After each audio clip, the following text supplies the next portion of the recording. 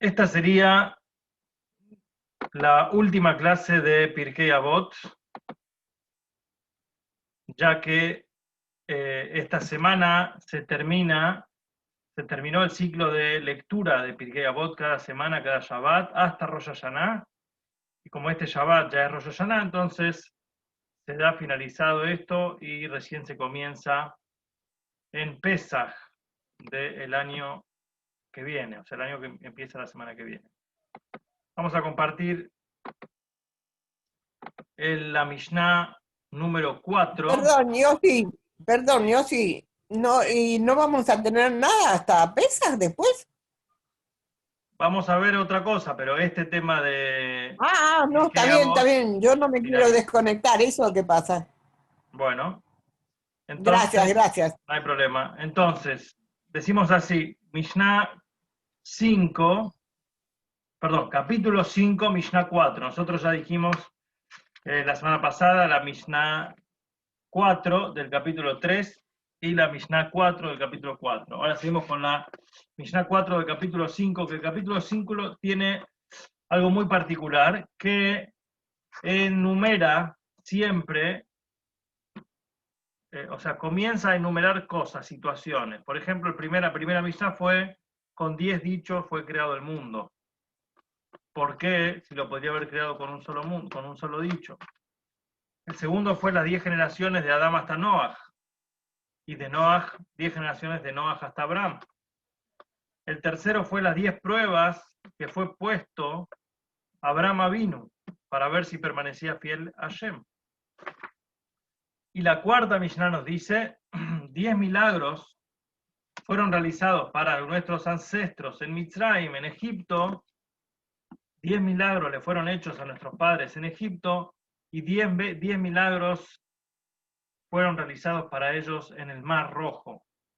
¿Sí? El Mar Rojo o el cruce del mar, lo que se llama la partición del mar, fue también un hecho milagroso, tremendamente milagroso. Dice así, el santo bendito sea él, o sea, Kadosh Baruj Hu, 10 plagas, Makot, 10 plagas trajo sobre los egipcios en Egipto. Y 10 otras plagas o golpes sucedieron en el mar. Fueron castigados 10 veces más. De hecho, nosotros conocemos la Agadá de Pesach, que discutimos que en el mar sucedieron milagros más grandes que lo que sucedieron en Egipto.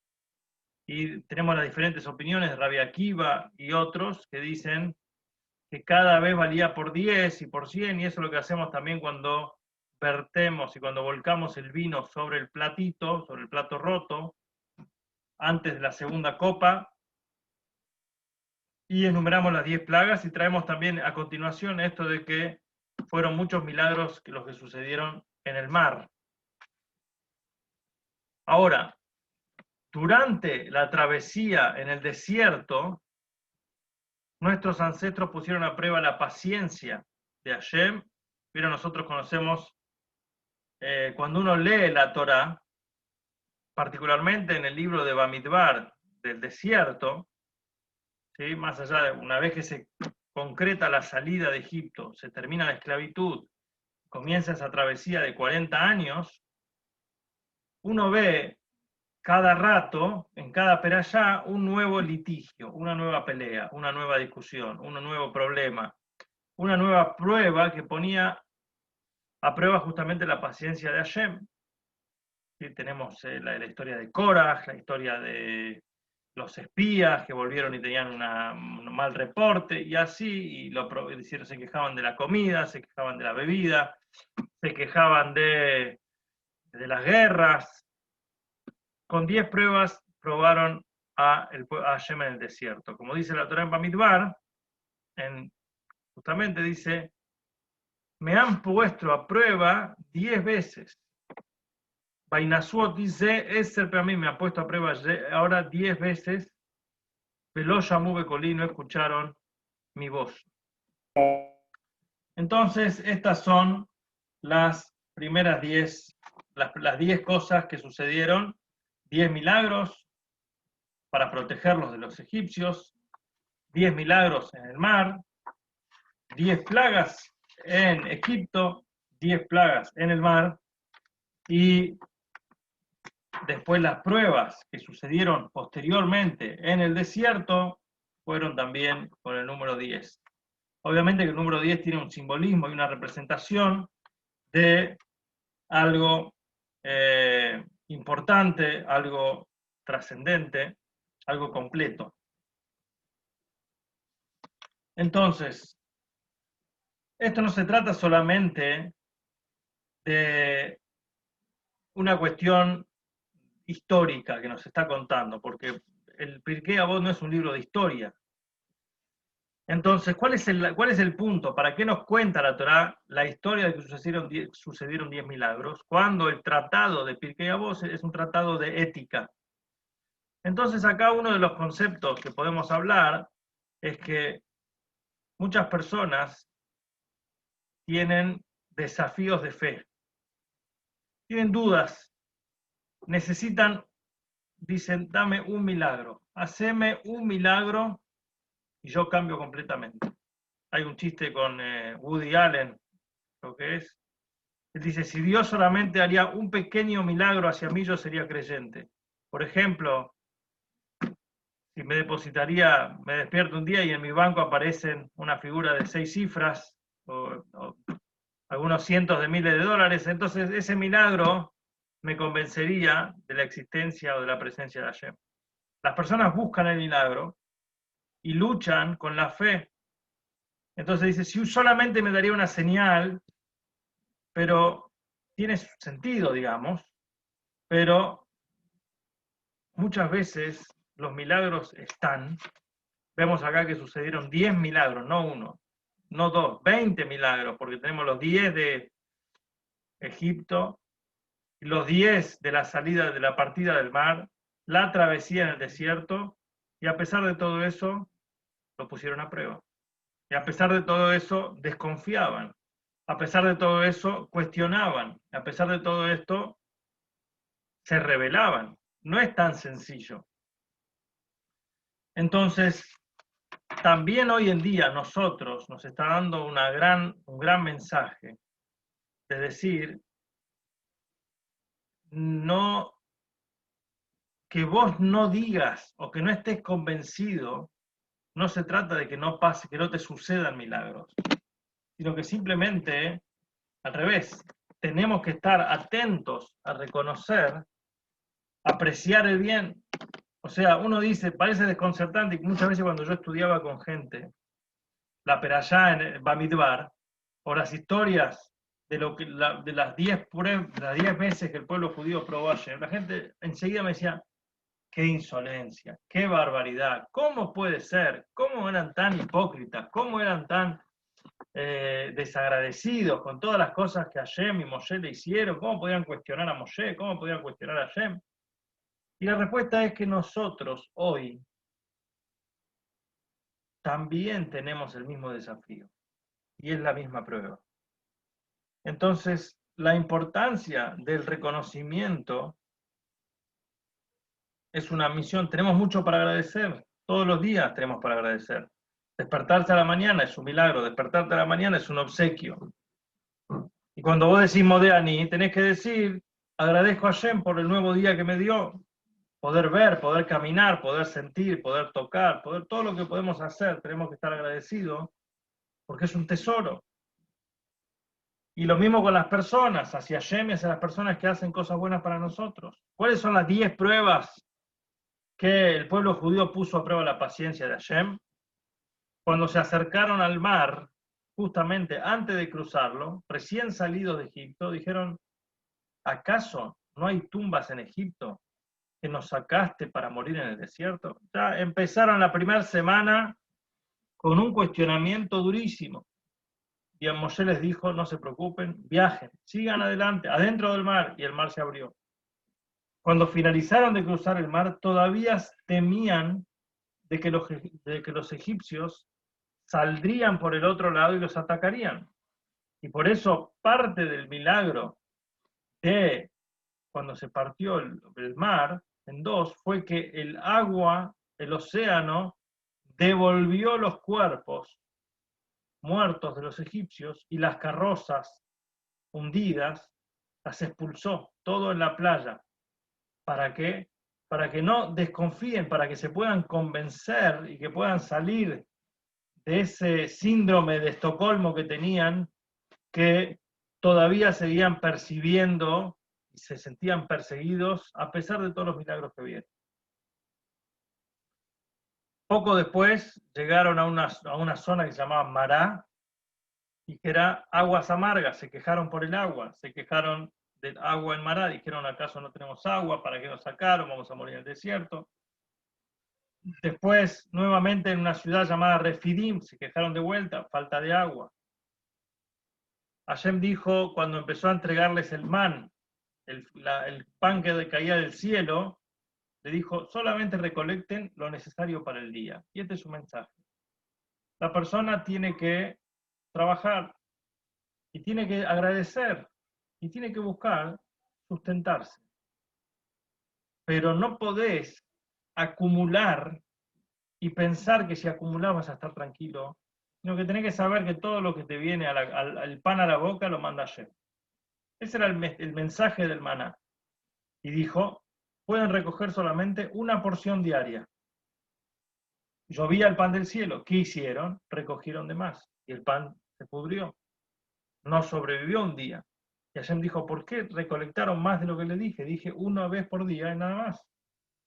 Entonces, esto era una cuestión de desconfianza. Ignoraron la prohibición de dejar man para el día siguiente, en Shabbat. Se quejaron 2 veces porque querían carne. Entonces Hashem mandó codornices. Estas son 2 pruebas, 7 y 8. El becerro de oro. Se quedaron con el becerro de oro, 9. Recién habían recibido la Torá y ya hicieron un ídolo falso, una figura. 10. Lloraron e hicieron un escándalo por el informe negativo de los espías sobre Israel, y este es el que Hashem dice en ese momento, me probaron ya 10 veces y no escucharon mi voz. Entonces, esas 10 pruebas, esas 10 sensaciones de mal agradecimiento, lo pone acá en contraste la Mishnah para decirnos que muchas veces los milagros están y nuestra renuencia a verlos. ¿Cuáles fueron los 10 milagros que se realizaron en el mar? Se partieron las aguas, formaron un arco donde la gente pasó por adentro, el suelo se secó, no solamente se cortaron las aguas, sino que era tierra seca y estaba endurecida, no era barro.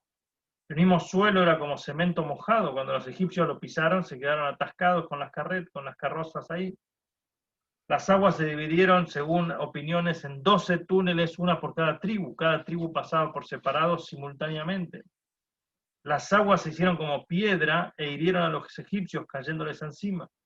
Las aguas se volvieron como un muro hermoso, donde ellos podían vislumbrar una maravillosa imagen. Algunos de estos son los milagros que se traen en los sabios de cómo fue la partida del mar. No fue solamente un hecho de que sopló viento y cruzaron el agua, sino que había toda una escenografía muy maravillosa, muy particular. Las aguas permanecían transparentes, de modo que cada uno podía ver a su vecino, podían verse uno de una tribu a la otra. Y de los muros la gente incluso podía beber agua, podía tomar agua fresca. Y las aguas que no bebieron se endurecieron y no se derramaban sobre el suelo. O sea, podían beber y no se caía el agua al cielo. Algo espectacular. Nosotros sabemos que fue el momento de mayor revelación divina en la historia. El momento de la partida del mar fue el momento tremendo.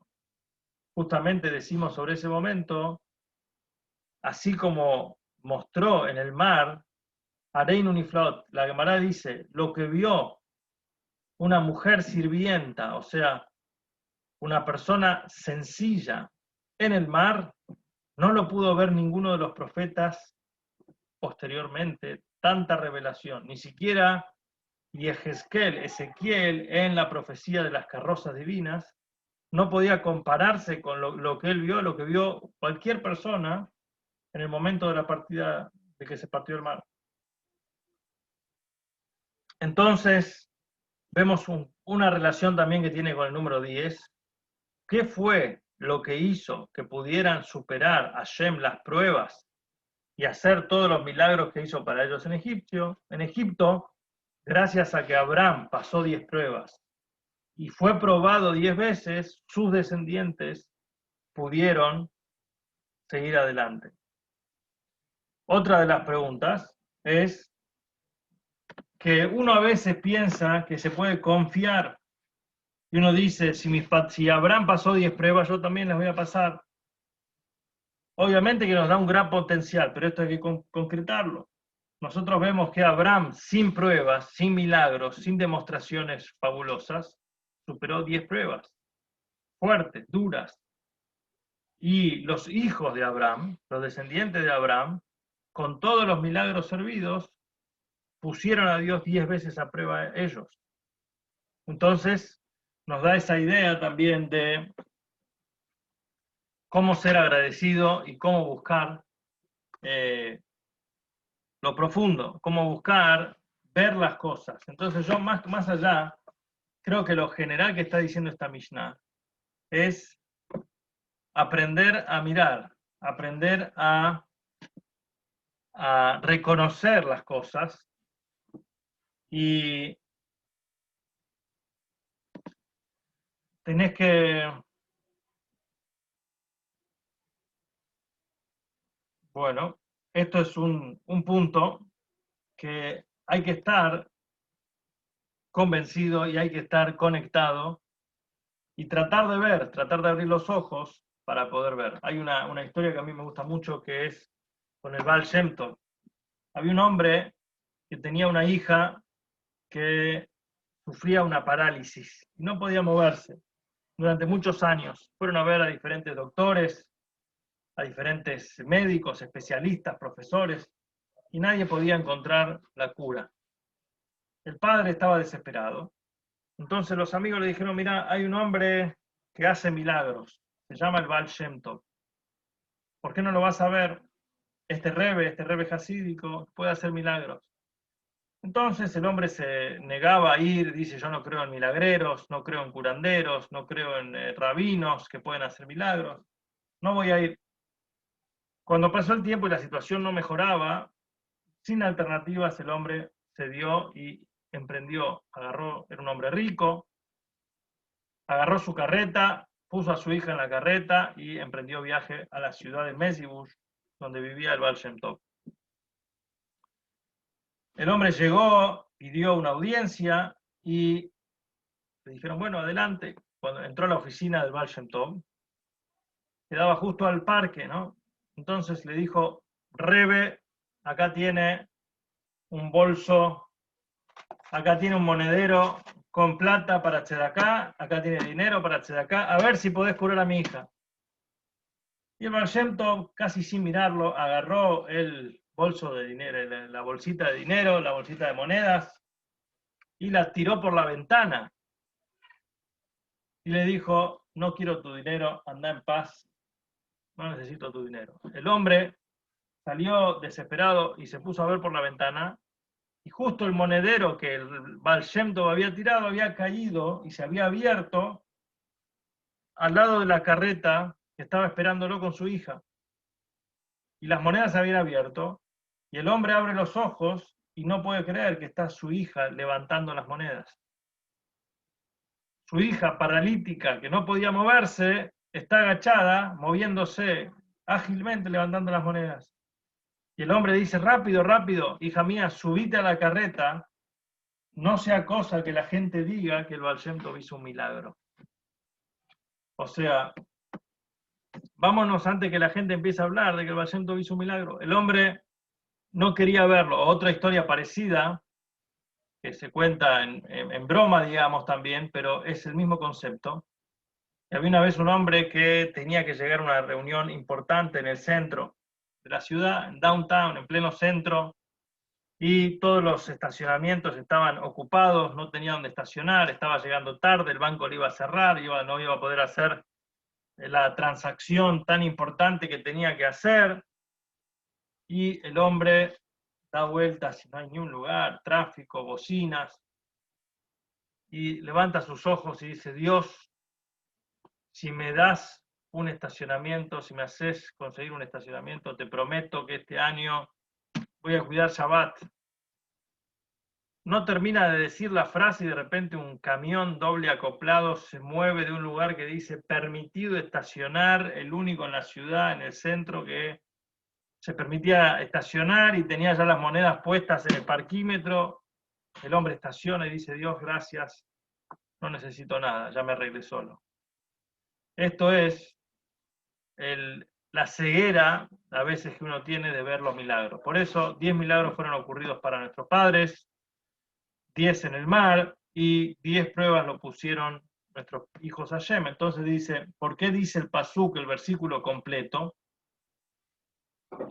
Por cuanto que, dice, y me probaron ya 10 veces, hubiera alcanzado con eso, pero dice no, y no han escuchado mi voz. Para no escuchar la voz de Hashem, esa es una elección que siempre tenemos a disposición. Te pueden mostrar los milagros, todo esto es porque no querían escuchar la voz de Hashem.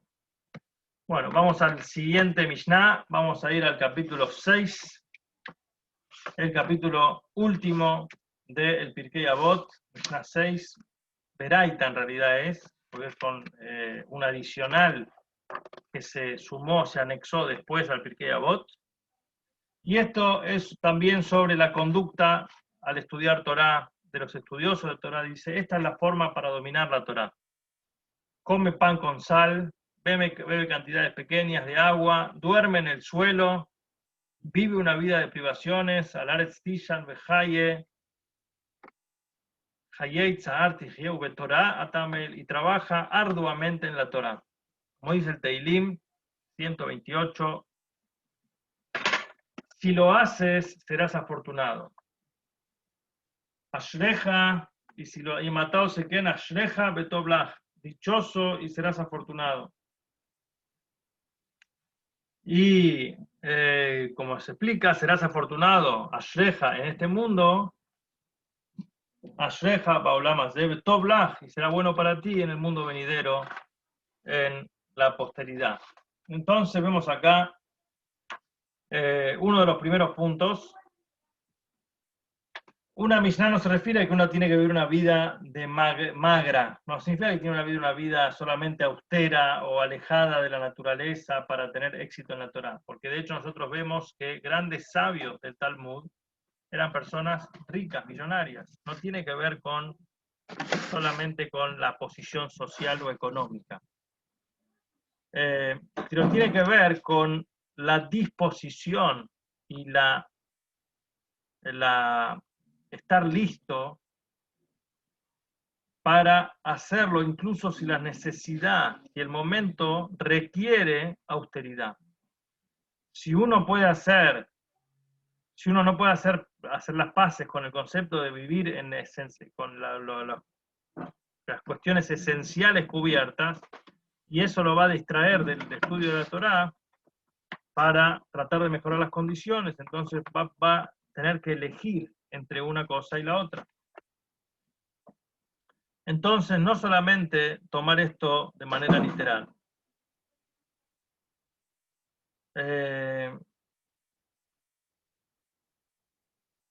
Esto es entender un poquito. A veces uno también se puede explicar que bien, tenemos que ver también que un poquito de literal tiene que ser, o sea, dónde uno pone la prioridad, es una cuestión que te va a dar una pauta del tipo de persona. Incluso nosotros decimos sobre el sabio Hillel, que era muy pobre, que era tan pobre, el gran sabio Hillel, cuando él empezó, él era leñador, trabajaba de leñador, no trabajaba de maestro ni de rabino, y ganaba una pequeña monto, una pequeña moneda semanalmente, y la mitad de su ganancia él la hacía para mantener a su familia, y la otra mitad le tenía que pagar al guardián del Beit HaMidrash, donde se estudiaba, que cobraban un fee, no era muy alto, pero imagínense qué pobre que era. Un invierno que él ganó la mitad de lo que él producía y con esa pequeña, magra mitad mantuvo a la familia, pero no tenía el dinero para pagarle al guardia.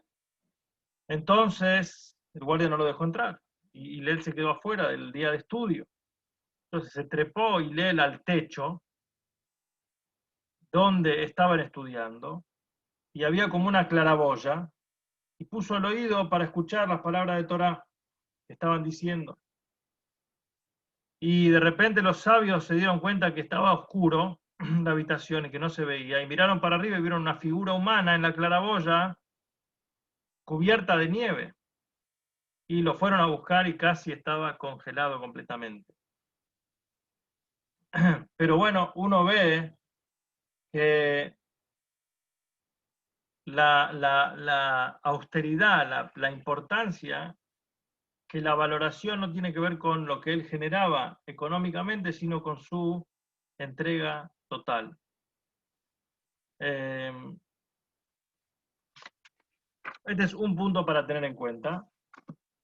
Después, hoy en día nuestros cuerpos son más débiles que antes, y otra cosa es, a veces uno dice que la dieta de la Torá, había en una época lo que se llamaban los prushim, que eran personas que dedicaban 18 o más, mucho tiempo, todo el día, encerrados, casi ascetas, que vivían en la sinagoga y comían solamente un mendrugo de pan en todo el día y bebían agua y estaban todo el día dedicados a estudiar o rezar, principalmente estudiar, pero apartados completamente de la naturaleza.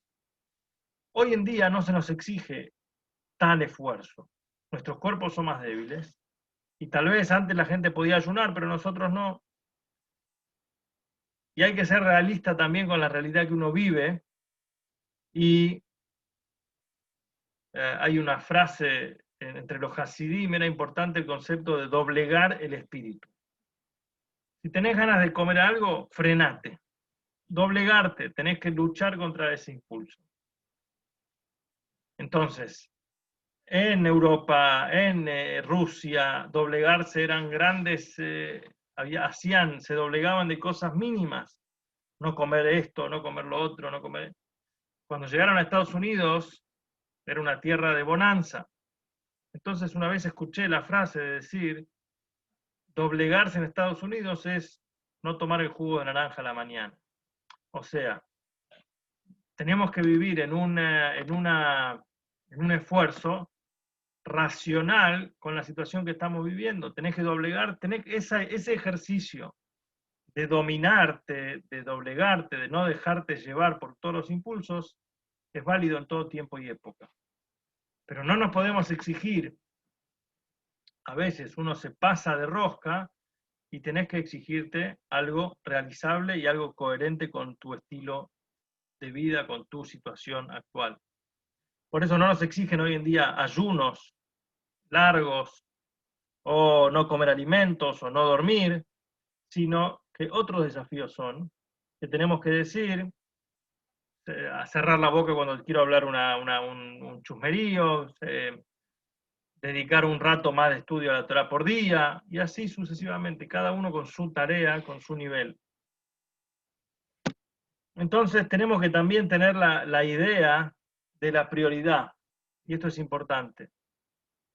Cuando uno mira las comunidades en Argentina o en el resto del mundo y uno ve que muchas veces nuestros abuelos o la gente que vino no tenían dinero, no estaban económicamente acomodados, llegaron como inmigrantes sin nada y al mismo tiempo uno ve cómo construían comunidades, cómo construían escuelas, cómo se preocupaban por la educación judía, cómo invertían en el futuro. Y uno dice, pasaron, no sé, 100 años, 80 años desde que llegaron, y hoy en día los hijos y los nietos tienen una carrera y crecieron en una cuna, entre comillas, de oro en comparación, pero no es su prioridad.